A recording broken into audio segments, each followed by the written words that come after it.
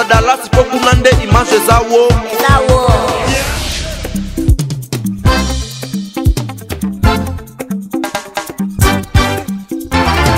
Este mundo tá dá medo, tá dá medo, tá dá medo, tá dá medo. Este tempo dá medo, tá dá medo, tá dá medo, tá dá medo. Este tempo dá medo, tá dá medo, tá dá medo, oh, dá medo.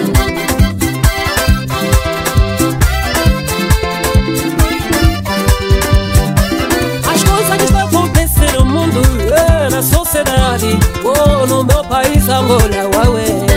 As coisas só estão duras, muitos assassinatos, roubo, gula, violência, uaué. As coisas que estão acontecendo nas igrejas, oh, nas famílias, oh, nas ruas, uaué. O que estamos vendo no Facebook, comer e beber, até subir no táxi, hoje. Este mundo tá dá medo, tá dá medo, tá dá medo. Este tempo dá medo, tá dá medo, tá dá medo, oh, tá dá medo. Boa tarde, caro telespectador da Casa Dallas Pro TV. Cá estamos nós de novo na cidade de Cacoaco, no museu do nosso senhor, nosso doutor Pambukile, aquele que correu pelo mundo, que é aquele que está lutando pelo que é o nosso centro africano. Então aqui nós viemos junto com o doutor Mwanga Faustin nos esclarecer como que nós perdemos o nosso patrimônio, a nossa cultura, a nossa liderança. Então nós conseguimos perceber o pouco que nós perdemos por ter a ignorância e sem sabedoria. Então cá onde vieram nos esclarecer nessa conferência de imprensa para nós perceber qual é o nosso valor sendo negro. Então cá estamos nós na conferência, vamos entrar, vamos subir para nós perceber o que o doutor Mwanga Juspin e o doutor Pambukile têm a nos dizer. Primeira vez vou agradecer a presença de todo mundo aqui, o doutor Luanga, Juspin Luanga, que é uma pessoa que já percorreu todo o canto do mundo, uma pessoa muito importante para o nosso desenvolvimento, a nossa cultura que é africana. E vou agradecer mais a presença daqui dos convidados, que o nosso irmão chegou um bocado de tarde, e outro nosso irmão Felipe, e atrás também temos aí nossos irmãos que chegaram um bocado atrasados. Somos africanos, a cultura é assim. Os outros vêm um bocado cedo, os outros vêm um bocado atrasados. Je voulais dire que on est aujourd'hui le 11 septembre. Pardonnez-nous pour les retards. C'était prévu 10h30 jusqu'à 11h. Nous sommes quand même des Africains. Nous n'avons pas de moyens, nous tous n'avons pas de moyens de transport.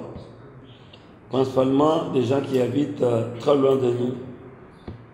Moi, je suis vraiment ravi et joie de vous voir ici. Ça fait longtemps, il y a des autres figures que ça fait longtemps que je ne vois pas. Et je suis artiste et sculpteur. Je suis né le 31 décembre 1957. J'ai 65 ans. Je suis l'un des descendants des enfants de l'Académie des Beaux-Arts. Quand moi j'étais à Beaux-Arts, c'était le Belge. Quand j'étais à l'Athénée de la Gombe, aujourd'hui vous appelez IG, j'ai fait mes études primaires et humanitaires à l'Athénée de la Gombe. Non, à l'époque, c'était l'époque des Belges, avec le DG, le directeur Guilain. Donc j'ai fait mes études à la République démocratique du Congo. Je suis revenu dans mon pays, je suis 100% angolais. Et je suis reparti à l'étranger. Ça fait 32 ans que je suis à Paris. Je vis à Paris, ça fait 32 ans. Donc, je suis angolais, je suis congolais. Nous, notre loi nationale ici en Angola, nous avons le droit de porter 3 nationalités. Ce n'est pas comme les autres pays. Les autres pays, on a le droit de porter une seule nationalité. Nous, on a le droit de porter 2, 3 nationalités. Donc, c'est notre loi, c'est notre constitution du pays. Aujourd'hui, on doit parler du valeur artistique, du valeur des arts africains. C'est pour cela que le docteur Loanga, après d'avoir fait le tournoi du monde, on était toujours en contact avec lui et il a reconnu des valeurs de Maître Pambukidi. Il a dit qu'il finisse ses tournées ici en Angola. Donc, il y a des autres données, c'est lui qui sera vraiment spécialiste qui peut donner ça. Moi, je voulais seulement, d'abord, avant d'entrer dans des questions, je voulais que l'interview soit à 3 langues. Parce que c'est la civilisation bantou. Nous avons une association, une association qu'on appelait Sisiba. Donc dans la civilisation bantou, on a beaucoup de langues. On peut parler Kiswahili, on peut parler Congo, on peut parler Chiluba, on peut parler tout ce qu'on a la capacité de répondre. Donc on a le droit de poser des questions dans toutes les langues qu'on a la possibilité. Hein, si à Tétéla, on peut répondre à Tétéla. Moi, je vis avec des Tétéla, je connais un peu le Tétéla. Donc, nous, ce qui est très important, comme l'ordinateur l'a dit, le plus important, on doit parler sur le thème. Sortons sur la politique. Ici, on parle des choses culturelles, pas des questions politiques. Tout ce qui est, c'est apolitique. Il ne faut pas demander des choses politiques. Eu queria dizer que aqui é só coisa cultural. As perguntas culturais. Se representar, falar o nome da pessoa, perguntar. Nada a ver com a coisa política. Só queremos as coisas culturais, por favor.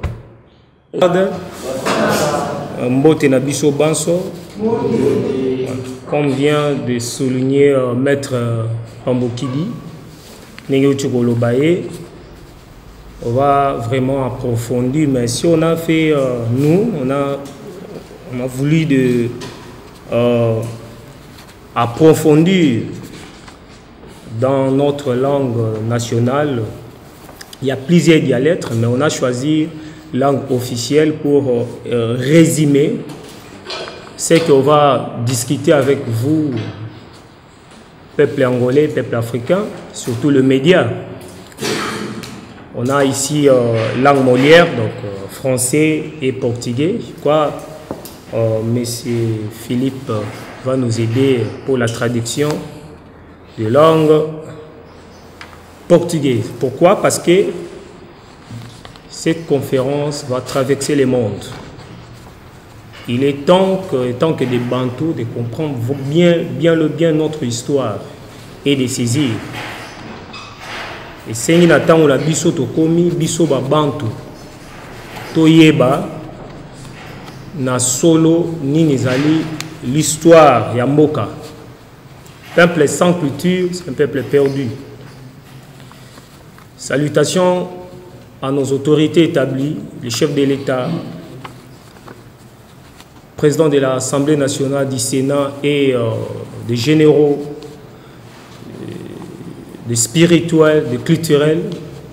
Je vous salue auprès et de loin, sans oublier sa divinité, Père divin, Papa Simo Kimbangu Kiangani Yave, Nzambian Pongotule, nos grands boussoles, parce que c'est lui qui nous a introduits dans le monde culturel. Bien le bien que c'est lui qui nous a mis une misée Tata Kimbangu. Grâce à Misé Tata Kimbangu, on a fait des recherches approfondies. Je crois qu'on a vu des livres devant nous. Il y a aussi l'un des écrivains, Ndombe aussi, Maître Pambukidi. Je vais faire mon analyse qu'on a fait nous tous ensemble. Conférence des princes sur la valorisation du patrimoine culturel et restitution du bien culturel. Une nouvelle politique de coopération culturelle de ce fait, une partie du patrimoine culturel africain se trouve aujourd'hui hors de l'Afrique, privant les citoyens africains bantous, en particulier les citoyens angolais, de l'accès à des éléments. Pourquoi ces conférences? Pourquoi, je peux dire, les Occidentaux nous a prouvé qu'on ne puisse pas approfondir ou avoir nos patrimoines propres à nous de 12 ans de l'expérience du centre de recherche d'art Kimbangu et 22 ans de carrière professionnelle que moi, l'artiste visuel Loranga. J'ai beaucoup voyagé et j'ai fait beaucoup de découvertes, laquelle embrassait le domaine archéologique, l'art plastique. Ensuite, j'ai approfondi dans son ensemble dans l'art visuel. Et qui fait que j'ai embrassé tous le domaine artistique. Tout ce travail a été honoré et validé à travers le monde, comme la témoigne de mérite tel que le diplôme du docteur honoris causa en Égypte. Participation dans des grandes foires et expositions, ce qui démontre que l'homme noir est le détenteur du leadership du monde. Aujourd'hui, pourquoi devant vous, nous, on a choisi l'Angola parce que l'Angola, c'est le poumon, notamment lors de la conférence de Berlin où l'Afrique a été divisée. De nos ancêtres, de descendre vers l'Égypte, beaucoup de gens entre nous savent que l'Égypte, il faut monter, non? C'est de descendre, parce que l'Afrique, j'ai bien démontré ça en Égypte, au Japon, partout. Je cite des témoins, président Félix Antoine Tshisekedi, je cite le témoin président Joao Lorenzo, et je cite le témoin président Denis Sassou Nguesso, et tous les membres de l'Union africaine. Devant eux, ils ont bien saisi les originales que l'Afrique, même la superficie que nous voyons, ce n'est pas ça. Et remonter vers l'Afrique, aujourd'hui on dit l'Afrique du Sud, remonter vers l'Afrique pour créer une dynastie dans le désert. Ils ont immigré vers l'Europe, Asie, Amérique. L'homme noir ou encore l'homme bantou. Pourquoi j'ai insisté bantou? Parce qu'il y a une différence de peuple. Il y a le peuple nilotique, il y a des peuples bantous, il y a des Indiens aujourd'hui, il y a la métissage. Mais c'est le peuple bantou qui a mis au monde toutes ces races qu'on voit aujourd'hui. Voilà pourquoi qu'on dit, on va dévoiler ici que Dieu est noir. Christ est noir, ce n'est pas moi que je dis ça, c'est un grand homme, un grand spirituel que je respecte beaucoup, Pape Jean-Paul II. Il a même mentionné ici en Angola que Dieu est noir, il est né au nord de l'Angola. Et le leader de ce monde, car il est la base même de cette humanité, qui est la base de cette humanité, l'homme bantou que j'en parle. Autrement dit, il a donné naissance à l'homme blanc, rouge, jaune, ainsi que toute la civilisation Dans le fouillis archéologique, on découvre que l'Angola occupe une place. L'Angola, pourquoi l'Angola? Parce qu'avant Berlin, j'ai déjà dit que l'Angola ou bien Congo, ce n'était pas comme on voit aujourd'hui que l'homme bantou, l'homme occident a eu la part de l'égoïsme et de diviser nos pays. La tête du problème, raison pour laquelle l'un des patrimoines historiques depuis la nuit des temps est Mbanza-Nkongo, dans la province Zaï, Kulumbimbi, un patrimoine mondial, même l'UNESCO a bien reconnu ça, qui regorge l'histoire spirituelle et artistique. Je peux faire une petite parenthèse. Quand on dit artistique, ça encadre tous les domaines culturels. C'est pour cela que vous avez vu ici, il y a des œuvres d'art, il y a des tableaux, il y a des livres et consorts. Mais nous avons tout perdu pour revenir à notre première place. Il va falloir restaurer le pouvoir spirituel et éducatif culturel qui est notre colonne vertébrale, avec le manque d'amour et le plagiat de l'histoire de l'humanité. Ils sont venus, nous les ancêtres, comme on a perdu, ils sont venus rien, et la colonisation, lors du premier venu, l'immigration, du deuxième venu, même du troisième venu de l'immigration, je vais bien expliquer ou bien évoluer ici. Mais la restauration est venue avec Papa Kimbangu, à travers les trois pouvoirs, divinité, politique et scientifique. C'est que l'échange que nous faisons ici, devant vous, nous démontrons que nous, les artistes, les inventeurs, les techniciens, si nous travaillons main dans la main, dans l'unité, nous pouvons restaurer notre continent. Car un pays qui est indépendant, de nos jours, avec la modernité, avec la science, avec tout ce qu'on voit, des androïdes et de tout, il faut numériquement, économiquement, doit être fort.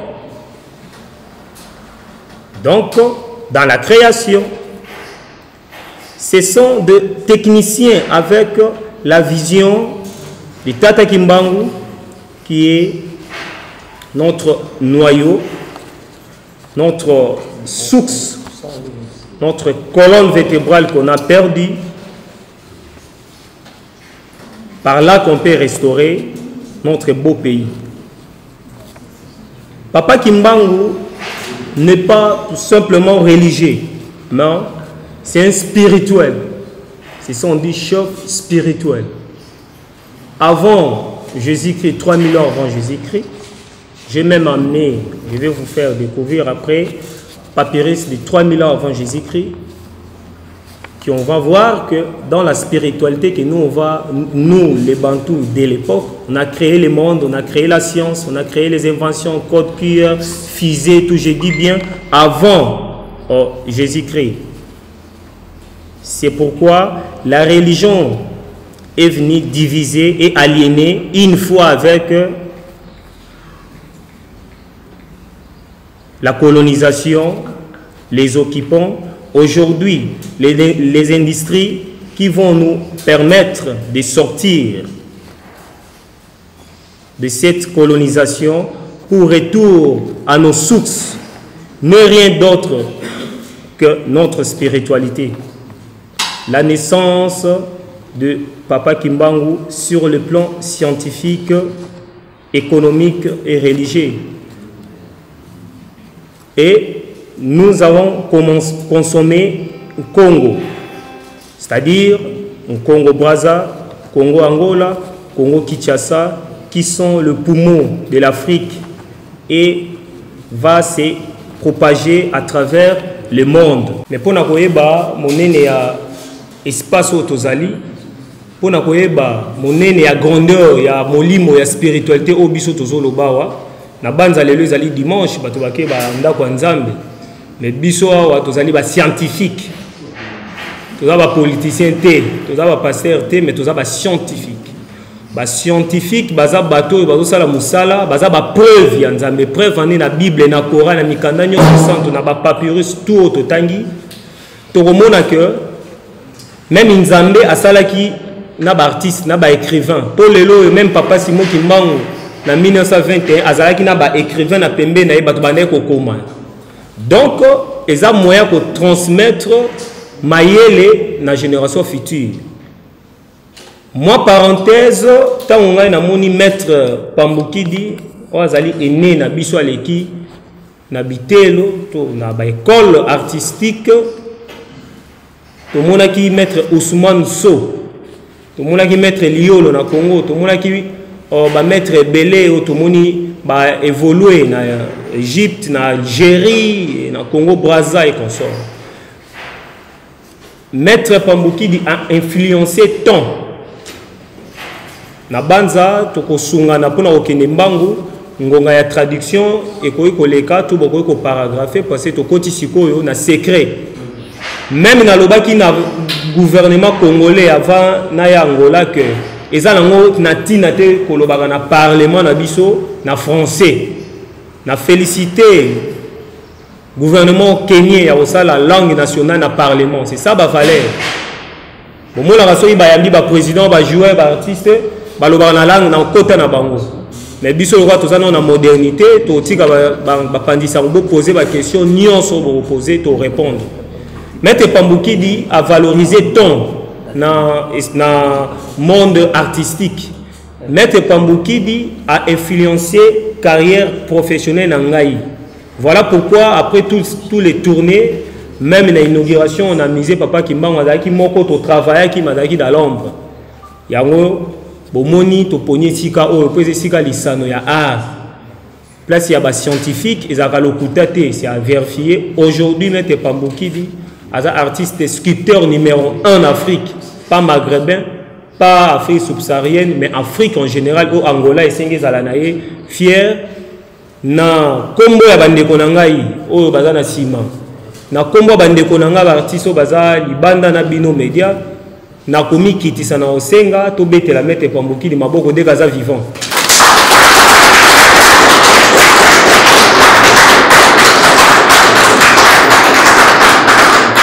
Et na sengi merci na bokitisi nyonso na tata mokonzi ekolo que son âme repose en paix atiki biso na ko soutenir artiste na ba institution. Et merci aussi na tata mokonzi ekolo azali na biso au peuple pesier confiance encore une fois na ko soutenir artiste na ba institution et na sa divinité na ko pesa e confiance eta ke moi na ndako. Voilà na tiki place na modérateur pour être à meka ko pesa chacun a ko se présenter et puis to continuer ba question au besoin na besoin.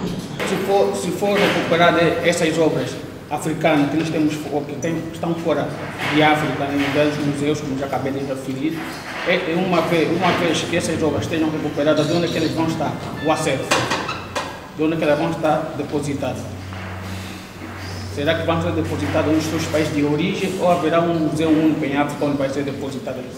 Biso, tous les artistes plasticiens, et tous vani ngai, Maître Pambukidi na Maître Lohanga. Et l'autre tinda kingai pour répondre bien à la première question, il y a restitution. Bien sûr, bon ça la résumé dans la langue nyonso. Il y a ça la archéologie et conservation dans la muséologie.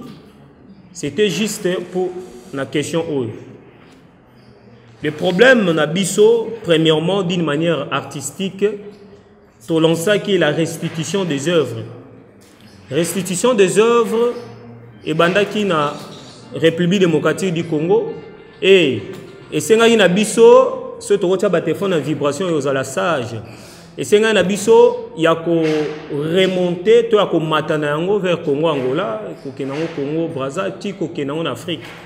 Pourquoi idée à restitution des œuvres? Parce que et sengi ba bien na biso ezala appartenir et appartenir na biso moko bana mboka. Syndicat d'Okolo, tout ça qui na combat, tout ça qui na battu belé. Après inauguration dans Senga, ba culturel côté au bas à la attentive. Après inauguration, il y a misé papa Simon Kimbangu, biso ba culturel tokanisa ki boye. Na même misé papa Simon Kimbangu et aux ala na ba sculpture et aux ala na ba fresque, aux ala bloc belé pambate misé nyon soto ebi. Bien sûr, ils ont particulièrement une spécialité nango, mais tovandi ngai artiste Loranga délégation père divin oyo azali visionnaire ya domaine scientifique au tovandeli lelo papa Simon Kimbangu Kiangani. Bien sûr, tu cité plusieurs fois parce que ils ont une œuvre oyo la kisi na dynastie na ye alobi na ngai boye et yoka Loranga. Bozo kende exposition universelle. Oh, tozalaki na maître Pambukidi, oh tozalaki na maître Mampou. Il y a plusieurs artistes et ça pourtant à Kakanga Moko. Et sengeli oyeba. Mindele tangu ba koti ba ye na mokili na biso o Afrique eloko liboso ba bebisa kezalaki culture na biso na éducation culturelle.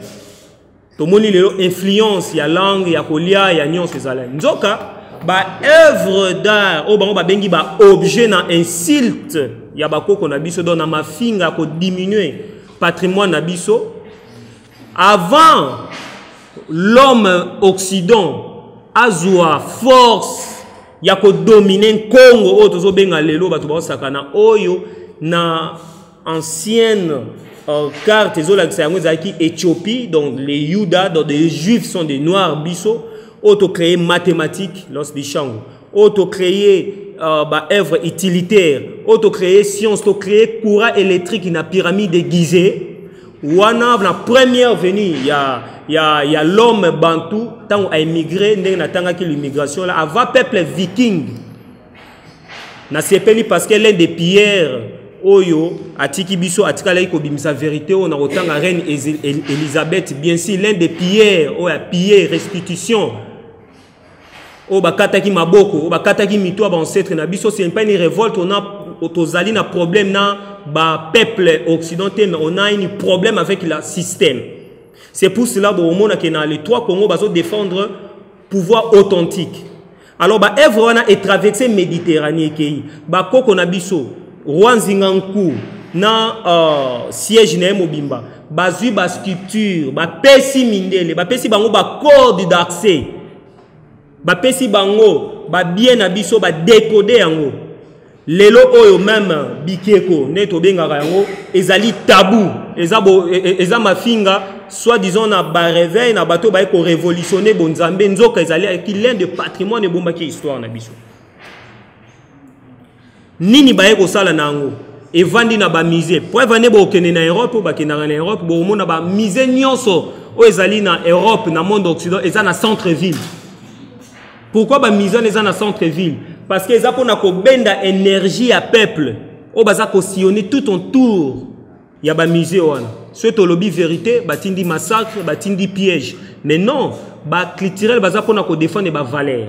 Alors biloko wana ba bombi yango na ba réserve na bango ba bandi ko étudier méthode et principe yango esali lelo internet ya armée américain et bimaton balusi WW donc le pyramide renversé yango esali ba fatiller histoire to ba bongo la histoire ya l'homme bantu. Alors soki to récupérer ba œuvre wana et awa o eza déjà épuisé tokotikala na ba symbole ya pamba parce que to otanga même na livre oyo grand sage écrivain Mbuta Kilombo akomi atie ba sculpture atie ba fresque a expliqué authenticité. Donc je rappelle na ba chef de l'état ya ba mboka na biso que ba œuvre wana est commis ba œuvre symbolique mais spirituellement ezali épuisé nazo sololana sa divinité a tuninga boy moi si soko bali na âge à 15 ans bo silisi libala ba rebelle ba ye ba kangi ba kenaye ba eko zongi sela yo ye na âge ya 90 ans d'âge place akenda bota asali famille oko zoye kaka oko bala ye kaka oko considérer kaka ne bozali na âge à 19 ans to oko sala nini na tiki bino bozo landa ba kondi bozo réponse wana ce que ba œuvre d'art na biso il faut Occident avant rapatriement to restitution nango ba futa droit de mécanique ezali droit au ya reproduction et sengeli droit d'auteur pambate droit ya reconnaissance pas la ya hypocrisie et puis ba œuvre wana ekozala symbole la sa histoire pambate ba œuvre wana ici elongwe na ba endroit o ezalaki tel que nankelo na kilongo tozalaki na makita na biso na ba baoba place o to bandaki ko yekola l'initiation biso to ko l'initiation quand je dis biso nous les bantou alors toko zongi sa ba œuvre wana lisusu esike ezalaki te ba œuvre da wana esala me posa na kati ya musée te ba musée nango ezalaki na ba endroit sacré mais l'homme viking avec l'égoïsme pour na ko occuper et ko dominer Afrique ba épuisaki yango alors et troublaki ngai état que scientifique question wana na question wana nde permetaki tout ça les sous ba recherche approfondie donc na koloba boye na ko répondre on a dévolé ta que technicien il faut to restituer ba œuvre mais ta que homme il y a science et il y a spiritualité ba œuvre les ali épuisé pambate la spiritualité est dominaka physique yango bomoni na état moderne il a fallu na 1921 le 6 avril papa Kimbangu a sa la mise à jour ne to kangaka téléphone ce qui est tondi to ça la mise à jour afin que ko zongi c'est la biso spiritualité oyo to bebisa ki na premier temps parce que ngana ko comprendre que mutazala qui supérieur il a créé mathématiques médecine chirurgie astronomie agriculture toute la conservation kaka boye a commis aliéné, a commis l'homme sauvage, quand je parle l'homme muntu dans Congo ou africain. Bisoto inventé chrétien mais Tomi Bungi. Donc, et après, bah œuvre d'une manière symbolique au vanda wapi. Et ça question malamu. Et sengeli na gouvernement yango na lobby bien une nouvelle politique de coopération culturelle. Politique ya kovanda na batata bakonzo basimbi mosolo mibeko mokanda afin que to promouvoir to bikisa culture na biso et sengi nini ba opérateur culturel ba média ba toana nyonso ba pesa bango moyen afin que to construire ba musée na ndenge ya occidenté. Je suis fier ya maître Pambouki dit ya osa le loko ya boye une grande installation culturelle. Et ça l'un de Nzela, oezo laksa biso. Na kolobelanga mote na kopesa ndingisa kosala centre de recherche d'Akimbo na Kinshasa, on a na misé Laurent ezali na plus de 1500 œuvres collectionnées. Na pochi nanga na mutoki nanga na moi moyen. Siko soki ba mettre Pambouki di Nangola ba komi 20. Ba koyeba ko conserver bikeko, ba tableau, ba fresque volée. Ndeto kwa koma ba archéologue lokola tata Laurent ba komi 50 ba koyeba ba momie eza ba kindokité ba koko na biso tango ba ko rapati yango ekozala wapi ekovanda wapi ekolia nini tango be kolia bogo kima non kolia ça dit conservation bomoni na ko simba ngona maboko boete po mutoki na ngisa na ADN ekobebisa yango na ko rappeler que na peuple angolais faut ba protéger ba battre la patrimoine na ba œuvre nyon so mettre Pambouki dasali na ba artiste mususu voilà. Techniquement, politiquement, culturellement, on s'est posé la question pourquoi religieux et spirituel avec ça la misère tata Kimbangu nzoke komami na livre vers l'histoire de kimbangisme si je m'abuse pas na page 9 mukole koya ba noir tant bazolo bela Kimbangu to kimbangiste bazolo bela ngana yo le noir bantou nazolo bela ba na Papouasie les haïtiens je parle na bande ko na biso o bazali na bakenda na ba Nouvelle-Guinée et partout que nous sommes des Kimbangu. Nous sommes des Nento, nous sommes des Lumumba, nous sommes des Mandela, nous sommes tous les oeufs, oh, Babundi, Balandi, lignée, à kimbangisme, l'idéologie noire. Qu'est-ce que vous voulez? Ce n'est pas la religion. Parce que biso avant Jésus qui t'oyait déjà ko sambela to ba déjà nzamba pungwa zanani nde roi Léopold obibo ke ne ko coloniser bo buka ba boyesa bango bikekwa neza biloko bandoki. Boye baba secret na bango ndenge nini balona ka ndeni ba conservaka grain bola ksa bango ndeni na kotia mesh ne bola ksa bango ndeni na ko bebisa poso boye bango ndeni ya ko se maudire na bango moko tout ne zali na ba sculpture donc ça dit to ko restituer kaka ba œuvre te mais la restitution culturelle donc bo moto na biso mobimba nde yango ozala l'un de poto conserver histoire na biso et ça l'a soutenu aussi côté spiritualité na premier point ba guerre spirituelle ou religieuse et comme même Afrique n'a rien nde tolobaki awa que ba guerre débat politique awa te pamba te comme même na biso ba artiste topé saka solution transport ezate to inventer mutuka moto ezate to inventer réchaud à gaz avion ezate to inventer appareil volant oiseau naturel et memi biso elongo nga Congo et comme isinga ya téléphone exact, tu as ancêtre, tu as inventé Android. Toutes les inventions là, ce n'est pas créé à l'homme blanc. Voilà, si nous avons un peu pédagogue, pour la question, c'est très important. Au Québec, République Nabiso, et ça a plusieurs misères, mais et s'adapter à climat pour toi, tropical, tout ça, et l'angana plutôt, et appuyer opérateur culturel. A apresentadora da Casa da Sport TV. Diva Mputo. Ok. A minha pergunta é o seguinte: segundo as escrituras, no princípio o mundo era tudo negro. E quando o Senhor decidiu que haja luz, houve a luz. Segundo o Dr. Juspin disse que o nome do Simão Kimbangu é isso, haja luz. Agora, nós éramos, sendo negros, éramos poderosos. Como que nós deixamos escapar a nossa liderança, o nosso poder para os outros? Sculpture moko ya munene oto inauguraki nango musée Tata Kimbangu na le 6 avril 2021. Le 6 avril 2021 na Kamba. Sculpture wana eza ko se poser plusieurs questions mais peut ça peut réponse. Aquela estrutura, aquela obra tem muitas perguntas, mas nem logo tem respostas. Nazwaki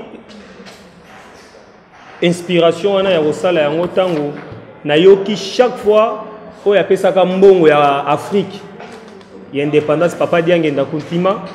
Eu tive inspiração de fazer essa obra no momento que eu via sempre a pessoa moto moindo alongwa wapi.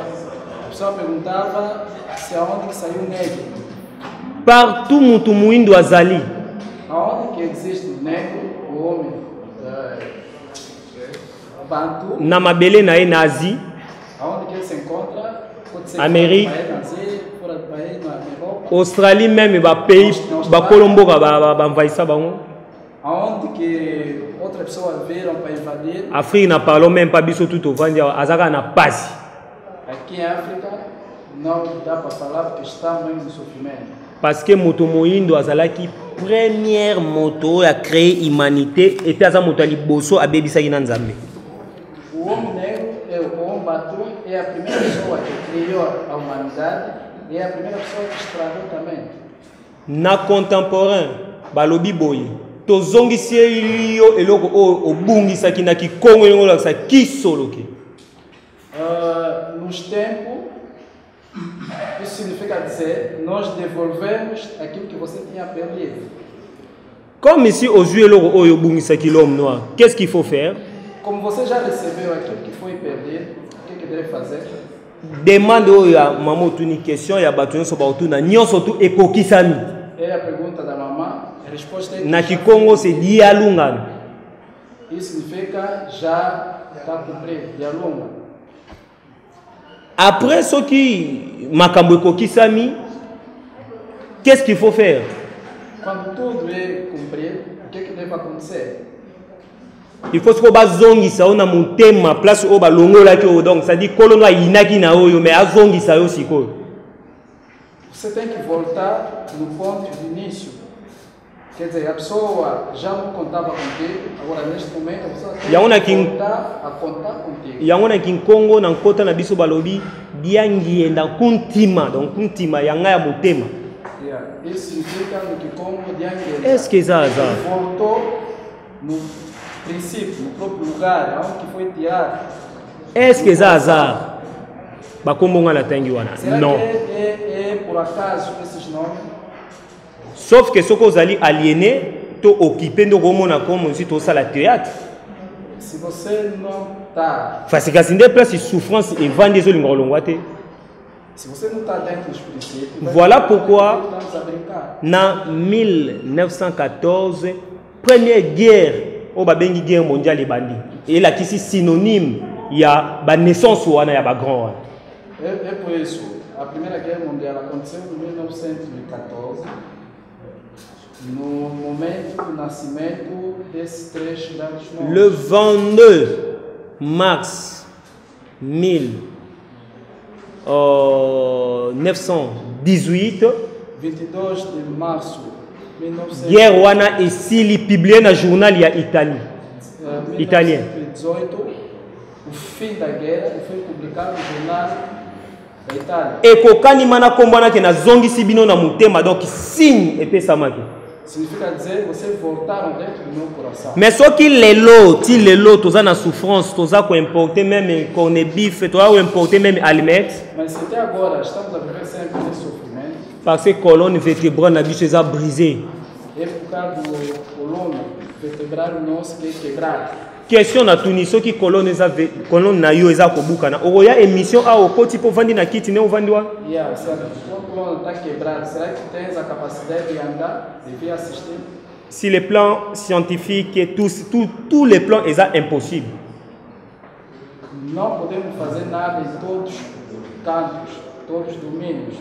Colonne ezali spiritualité na biso na éducation culturelle na biso tobongisi. E a coluna é a nossa espiritualidade e a questão cultural nossa. Voilà pourquoi bapesi biso indépendance balingaki opesa na spirituel na physique mais to raté spirituel tozo indépendance moko mais toza toujours occupé.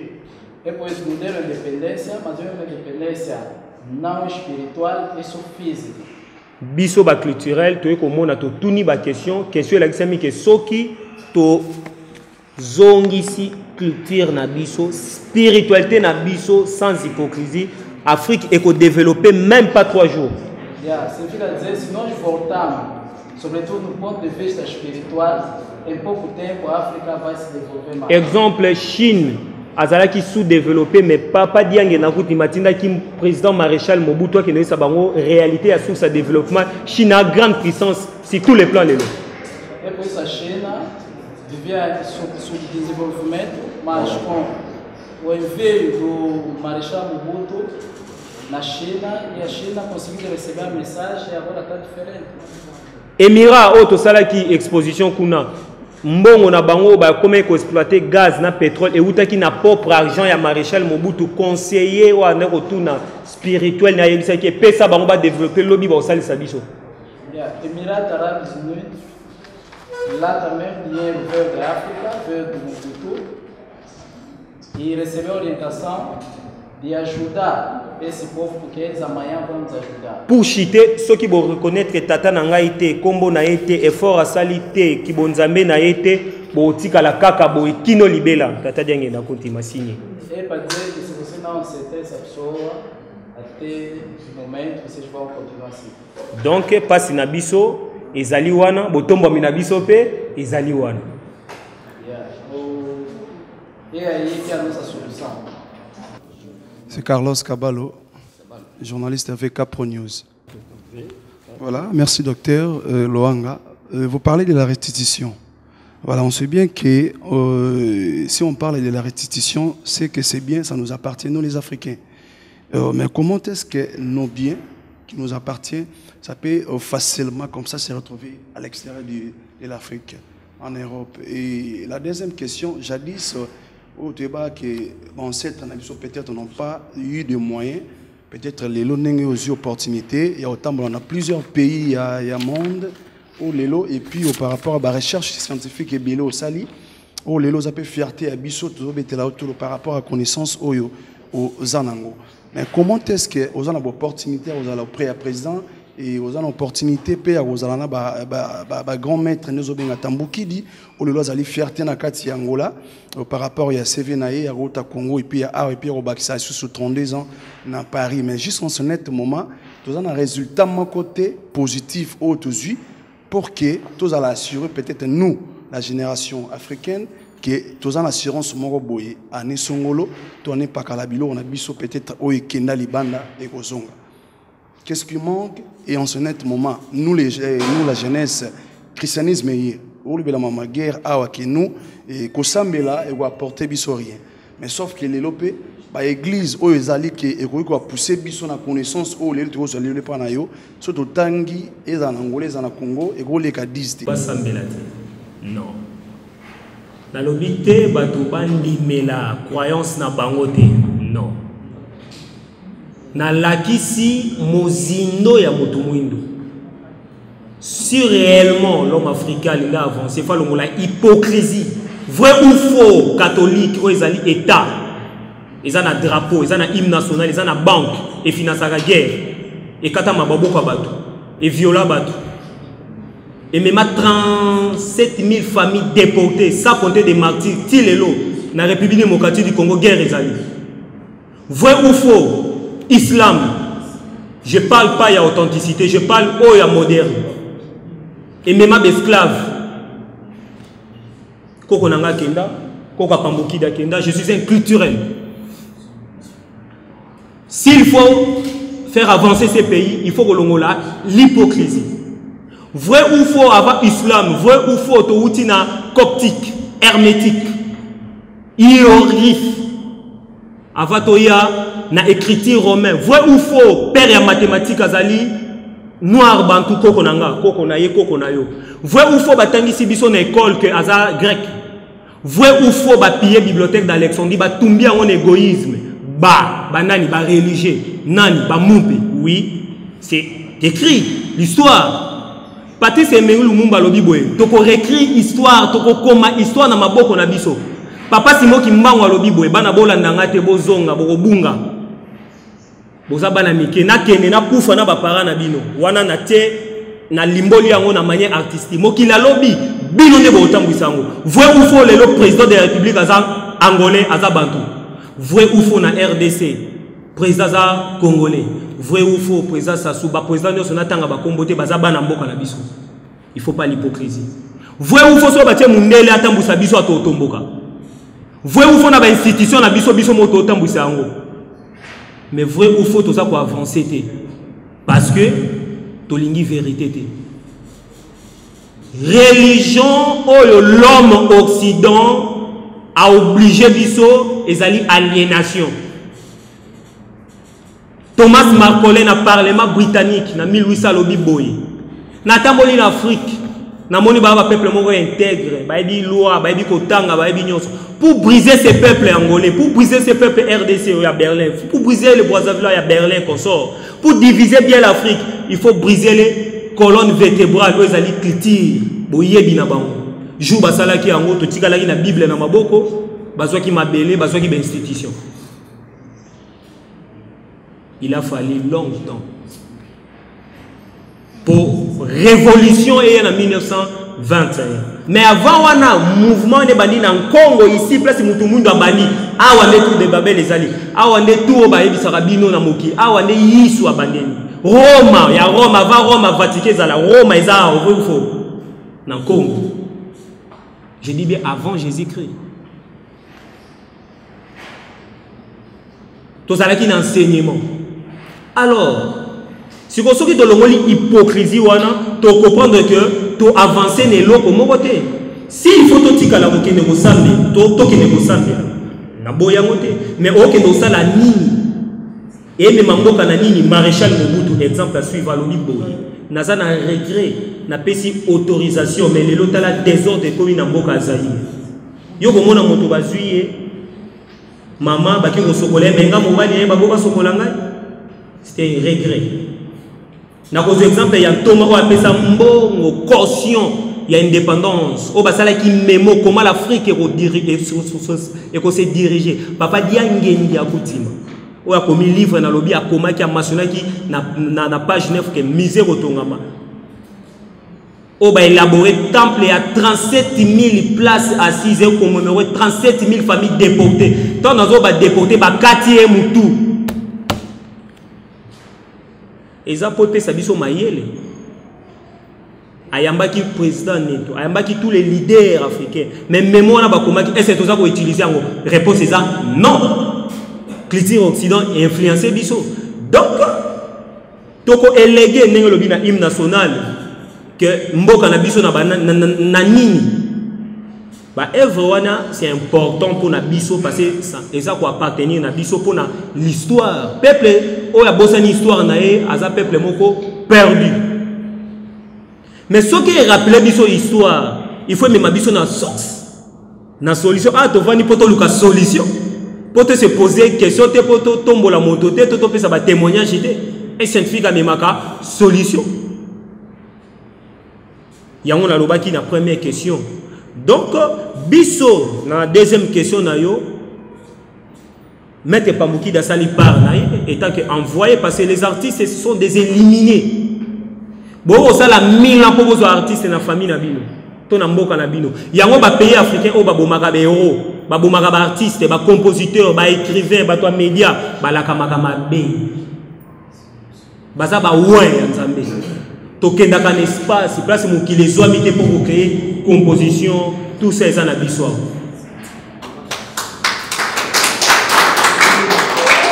Ça se présenter Mbote. Artiste et comédien, Bidi Bidi, président du groupe Les Abeilles d'Angola. Nazama Mutuna Otuna, Papa Josper, Ayoki Tambli trop. Ce que nous avons comme un peu de le projet est à la vie. Et on va faire un peu de bon. Nous avons trop à mon tout le monde entier continue à mériter au problème. Et aux zones Angola, dans ma caméra, il y a culture. Il y a Moussa qui dit des arts. C'est quoi? Il y a un souka général, les animes, nous avons un souka dans Merci, je crois que Bidi Bidi, question est trop technique parce que Ayebi plus de 60% de Makambo parce qu'il y a des témoins, il y a départ, tant on va passer biso Makambo, je pense que ceux qui opposent ça les langues awa et vous allez bien. Bit na biso awa ezani nde mbuta oti ko poser na auto ceux qui ça bit na biso ezali ya ko dévoiler nyon surtout auto moni na monde. Ya ko pesa makanisi un plus na les autorités établies. Ya on lobby nouvelle politique, il y a coopération culturelle. Pour Nani, Bajen, génération Oezoya, va apprendre. Na visa qui scripteur moko les qui na biso na kuti descripteur na visa les qui mais comment ça na descripteur lobby que mbuta place à kozwa ni ba ezate céramique ezate consort. Nzoka soki ba Antoine comme belé ba leki ba na volonté kwa bango par an to bando bimisa 1000. Il est né à Paris. Il a 20 ans maintenant, il vient de fêter, il vient d'arriver à la ville de Paris. Il est né à Paris, c'est un artiste, c'est un sculpteur. Donc je le prépare comme mon successeur. Tant qu'il est membre de la famille, donc c'est lui mon successeur. C'est maintenant celui qui travaille ici comme administrateur. Donc il a 20 ans. Donc si quelqu'un il a besoin de parler sur nous, c'est mieux de le contacter que moi. Moi je suis trop politique. Je suis trop business et lui il est trop artiste pour le moment. Donc c'est mieux de contacter avec lui. Donc, on a déjà une successeur et à l'avenir, j'attends le gouvernement, l'appui du gouvernement, pour qu'on puisse aider aussi le peuple des pauvres, des gens. Parce que devenir artiste, ce n'est pas facile. Ça demande beaucoup de moyens. Ma maman, elle était pauvre, mais elle a beaucoup investi. On a la boza comme Angolais. Donc, tant en temps, la boza, papa, on a aussi au Traco. Au Traco, c'est on attend aujourd'hui. Donc, gagner peu. Maman fait ça, maman qui est là, ça dit ça. À te gagner, va pondo, va mapa. Pas foutre à Minerva, pour ça, doit foutre à Minerva, na Frambel. Congolais, et puis particulièrement, na Bangomoko, Bandeko Nabiso Bamba. Et conférence Oyo, tout ça là on a monté Mamoko, et on tout s'est dévoilé. Et ça pas pour que tout y n'a peuple moko en particulier, mais ça juste tout là ça va valeur. Il y a Moussala tout ça là, baye bayango et puis balé qui na biso, baye les gars donc bazwa yango et puis ba konzamboka, ba soutenir biso pour ça facilité. Oyo mettre Pambuki dia sali, on a sali pe na Kinshasa. Pour représenter Mboka plusieurs fois Libanda na ba reconnaissance est-ce que esu kaka na ba reconnaissance ceux qui balé qui ba moni fui o biso to sali et boti bango pe ba Hollanda mais so ba moni que to sali mam na Mboka mais résultat mo pesate non seulement reconnaissance ka ya mbongo mais ya ko battre la paix ba bien culturel auto sala non seulement biso mais na ba ndeko na biso ba tikali o baza dans l'homme o pe baleka voilà un peu conférence à lelo. Naza Nessengo, c'est la première fois au Angola, première fois au la conférence des princes. Il y a presse union sur angolais présent, chaîne nationale, na chaîne à diaspora, chaîne à YouTube, consort. En tout cas, je suis fier et aux africains bantou. Ok, alors le message nous avons lancé pour la Bakonjamboka, il faut soutenir binomé, bah soutenir. Mais bon, on a réclamation ça moi trop, vous autres travaillez trop, vous autres à la trop dans la présidence de la République. Mais en fait, autant la résultat vraiment, parce que vous avez ligné là, ils ont ça. Bien, en tout cas, ils ont particulièrement le président Yanganate, parce que quand la présidence de la République, ils sont au mais l'institution en fait. Biso tolobeli personnellement, individu, mais l'institution en Mboka, non seulement pour Nangai, Loranga, to mettre Pambuki di main. Naba artiste nyonso, c'est-à-dire l'art visuel, tout ça naba cinéaste. Toza na ba plasticien, toza na ba photographe, toza ba écrivain, toza ba archéologue, toza na ba muséologue, toza na ba opérateur culturel net, to moi ba mutama bize consort. Est-ce que mibe kwa Mboka ekomi nini pona biso? Est-ce que musalo tozo sala valeur nango ba institution Mboka ezomona te non ezomona. Et ça kaka juste volonté ka so ba tie na bango. Et c'est fini, bisogno soto tambola bien pour toujours servir Mboka et en plus mambo toujours mona libanda to communiquer na peuple na maman nguba maman mapa mona sirage console yango to kema na langue na biso pour ceux qui ba valeur wana biso peuple to comprendre yango c'est fini. Donc ça dit to reproduire angolais to produire congolais to produire biso moko ndeko eza kita ya Mboka oyo et retombola mikil na biso pi bato libanda pe baya ko consommer au biso to sala non ka biso to kendara ko consommer à libanda si les plans cinéma photo art plastique sani lutu kopo elamba coiffure et consort ndezala ki vraiment mutuya ya base ya conférence na biso. Ok, parce que dans ce que Liban, ce que biloko na biso art na biso en Afrique, et ça na valeur Liban mais biso moko na kati Afrique to valoriser en fait. Bien, eza libanda parce que libanda ba ebi que et o eza biloko valeur, eza ba original, eza bio nde to benga ngo manger bio. Mais biso mo siko tellement toza aliéné to comprendre ngo te. Application pe à l'état na mibe kwa Mboka et ko pe ko sunga parce que nino décide de la loi. Bazo sala biso plagiat, bazo dupliquer to ko ko copier banzembo na biso to sala babuku na biso ba photo na biso et kende kaka boye ba FODA na biso ba droit d'auteur de propriété zakate. Voilà un peu donc ce qui valeur wana etiami au moins ka équilibre et ozala donc balobaka boye avant ozala grand ozana na Mboka na yo avant pe Mboka libanda ba pesa ngone bino nde bo protéger biso donc eza quoi to ekolela na peuple na nzambe pe na ba institution ya Mboka Congo Kinshasa Congo Brazza Congo Angola batala likambo wana ekozala mieux bomona ke Mboka na biso ekozala plus beau qu'avant. Ok, merci, bon boulot. Ngane la pesi bino merci na presse obrigado bon tarda et consort bonjour kiambote ke no moyo anu et à tout le monde. Merci à sa divinité, grand boussole, na opportunité, puis na énergie spirituelle et énergie artistique ou à Pesibiso, place à Zali, Tika et Kimia et Zala, na ba kontiba Kambabiso longue vie. Muito obrigado. Obrigado. Bon, salut docteur. Salut. Vraiment, on continue quand on a réponse au docteur à Pesibiso.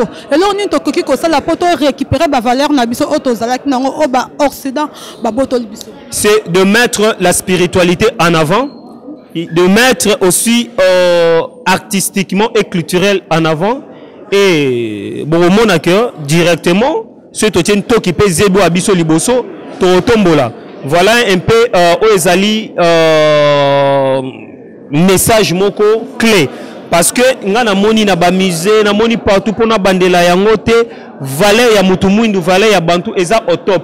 Eza kaka na seul jour, donc seconde kaka ya reconnaissance on a ici. Et en plus, il faut to kima ba guerre religieuse. Parce que nga yoyo na kenda na barabi na kota raso ba bengi singa na islam, na ke osambela. Parce que bazo sambela Dieu unique. Na kena ba kimbangis, na kena nini. On a des problèmes té, ko sambela croyance, mais biso on a besoin de créer. Voilà un peu. Quand il y a des centres culturels, des échanges, tout ça là, quand débat, on a des machette, mais échange à bas livres, échange à bas débat, comme on a les jeux des pays, l'Angola et tout ça. Ce sont des valeurs européennes, ça implique. Alors, créer des centres, créer des écoles et révolutionner l'enseignement à la biso, c'est très important. L'éducation culturelle, il y a une tomoni, conférence au biso tosali. Bayambinga na Kimia, Banso, je crois au Tambo la province au Tikali, j'étais à Kabinda, j'étais bien réussi awa et puis Mbanza Kongo total ba autorité soki ba yoki biso to ba kozong c'est biso liloba to zawana pona ko servir nation ndenge kaka to zalaka na yango. Alors message nini o koki kotika ba o bazangi boye bitoko zala ba ignorant ba comprendre que to zana vraiment bazo linga kontima yango te. Donc message nini o docteur koki ko lancer pona ba. Bo batala kaka biso batu pamba oyo. Mais ndenge nini tokeli bana mindelo baki wapona biso ma bandimi c'est que bandimi o kaka biso to négligeaka wa. Donc pour moi c'est pas ya kondimamba mo mais na pousser batu basala ba recherche na biloko na tangi aujourd'hui toi na Google attends le côté ça moi mingi mais il y a quand même un petit de référence na diaspora na koko lo babwe bo me marabana na bino na ba musée na ba Égypte na ba Congo bankamba tourisme ici Angola to ko mona ke source ya makambo wana et l'équipe ba pays musu to kanisaka ezali extraordinaire to ezali supérieur ezali à les nations. Donc ça dit malembe je crois que ce totie volonté wana nde bayanke baloba ke amboka la biso to défendre ango. Voilà, donc, na ki yanke, na ki nyon soto tiango, mais na soumission, il y a spiritualité, et ya koto samibe kwa mboka, ya kobate la ba institution, nde mboka na biso etomba, mais pas, na kobenda na erome mboka na biso, quand on le mboka na biso, je parle de l'Afrique, je parle de l'homme noir et de l'humanité en général. Ok, merci beaucoup. C'est à moi de vous remercier et je dis merci pour votre appréciation et votre question. Et j'apprécie même votre chaîne, je crois que ça ne sera pas la dernière. Ok, merci. Je vous dis merci, obrigado. De todo pouco que nós ouvimos, conseguimos perceber que estávamos dentro da ignorância. Então, graças ao Senhor Papa Simão Kimbangu, que tem iluminando-nos Dr. Gispen Mwanga, e nós conseguimos perceber quais são nossos valores, quais são que nos pertencem, e para nós lutar contra os ocidentais que conseguiram se apoderar com tudo que nós. Cá estamos nós no Museu do Senhor Pambuquila, bom sítio que pode renovar mais a nossa mente, que pode nos comunicar através de muitas coisas que nós perdemos. Então agradeço ao meu realizador, porque esteve disponível a me acompanhar neste local. E não só também agradecer ao senhor Pambuquini pela oportunidade que nos deu para estar aqui nesta conferência e compreender mais